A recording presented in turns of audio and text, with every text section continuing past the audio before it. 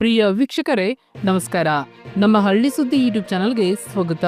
July 2025 ತಿಂಗಳ ಪಿಂಚಣಿ ಹಣ ಬಿಡುಗಡೆಯಾಗಿದೆ. ಅದರ ಹಳ್ಳಿವಾರು ಪಟ್ಟಿ ಈ ರೀತಿ ಇದೆ.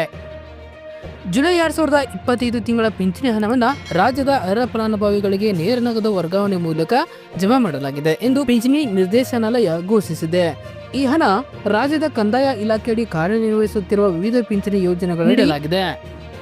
ಪ್ರತಿ ತಿಂಗಳು ಖಾತೆಗೆ ಪಿಂಚಣಿ ಹಣ ಜಮೆ ಆಗುತ್ತಿದೆ ಎಂಬುದನ್ನು ಮನೆಯಲ್ಲೇ ಚೆಕ್ ಮಾಡಲು ಫಲಾನುಭವಿಗಳಿಗೆ 2 ಸುಲಭ ಮಾರ್ಗಗಳನ್ನು ಸರ್ಕಾರ ಒದಗಿಸಿದೆ. ಮೊದಲು ಬ್ಯಾಂಕ್ನ ಬ್ಯಾಲೆನ್ಸ್ ಸಹಾಯವಾಣಿ ನಂಬರ್ಗೆ ಮಿಸ್ ಕಾಲ್ ಮಾಡಿ ಖಾತೆ ಮಾಹಿತಿ ಪಡೆಯಬಹುದು. ಎರಡನೇದಾಗಿ ಡಿಬಿಟಿ ಕರ್ನಾಟಕ ಆ್ಯಪ್ ಅನ್ನು ಡೌನ್ಲೋಡ್ ಮಾಡಿ ಅಲ್ಲಿಯೂ ಕೂಡ ನೀವು ಚೆಕ್ ಮಾಡಿಕೊಳ್ಳಬಹುದು.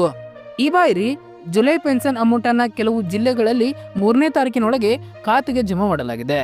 ಸಾಮಾನ್ಯವಾಗಿ ಪಾವತಿ 5 ರಿಂದ 10 ನಡುವೆ ಆಗುತ್ತಿತ್ತು. ಹೀಗಾಗಿ ಈ ಬಾರಿ ಪಾವತಿ ಸ್ವಲ್ಪ ಬೇಗ ಆಗಿದೆ. ಇದರೊಂದಿಗೆ ಅರ್ಹ ಫಲಾನುಭವಿಗಳು ತಮ್ಮ ಹಳ್ಳಿ ಅಥವಾ ಪಟ್ಟಣದ ಪಿಂಚಣಿದಾರರ ಪಟ್ಟಿಯನ್ನು ಆನ್ಲೈನ್ ಮೂಲಕ ನೇರವಾಗಿ ನೋಡಬಹುದು. ಅಧಿಕೃತ ಜಾಲತಾಣದಲ್ಲಿ ತಮ್ಮ ಜಿಲ್ಲೆಯ ಮಾಹಿತಿ, ಹೋಬಳಿ, ಗ್ರಾಮ ಆಯ್ಕೆ ಮಾಡಿ ಕ್ಯಾಪ್ಚರ್ ಕೋಡ್ ಅನ್ನು ಒದಗಿಸಿ ಪಟ್ಟಿ ಪಡೆಯಬಹುದು. ಇದರಿಂದ ಫಲಾನುಭವಿಗಳಿಗೆ ಪಾರದರ್ಶಕತೆ ಮತ್ತು ನಿಖರ ಮಾಹಿತಿ ಸಿಗಲಿದೆ. ರಾಜ್ಯದಲ್ಲಿ ಚಾಲನೆಯಲ್ಲಿರುವ ಪ್ರಮುಖ ಪೆನ್ಷನ್ ಯೋಜನೆಗಳು: ಸಂಧ್ಯಾ ಸುರಕ್ಷಾ ಯೋಜನೆ. ಈ ಯೋಜನೆ ಮೂಲಕ 800 ರಿಂದ 1200 ರೂಪಾಯಿವರೆಗೆ ಪಿಂಚಣಿಯನ್ನು ಪಡೆಯಬಹುದು. ಇನ್ನು ವೃದ್ಧಾಪ್ಯ ಪಿಂಚಣಿ 800 ಪಡೆಯಬಹುದು.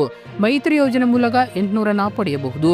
ಆತ್ಮಹತ್ಯೆ ಮಾಡಿಕೊಂಡ ರೈತರ ಪತ್ನಿಗೆ 800 ರೂಪಾಯಿ ಸಿಗಲಿದೆ. ಆಸಿಡ್ ದಾಳಿಗೆ ಒಳಗಾದ ಮಹಿಳೆಯರಿಗೆ 10,000 ರೂಪಾಯಿ ಸಿಗಲಿದೆ. ಎಂಡೋಸಲ್ಫಾನ್ ಸಂತ್ರಸ್ತರಿಗೆ 2,000 ರಿಂದ 4,000 ರೂಪಾಯಿ ಸಿಗಲಿದೆ. ಅಂಗವಿಕಲರಿಗೆ 1,400 ರಿಂದ 2,000 ರೂಪಾಯಿ ಸಿಗಲಿದೆ.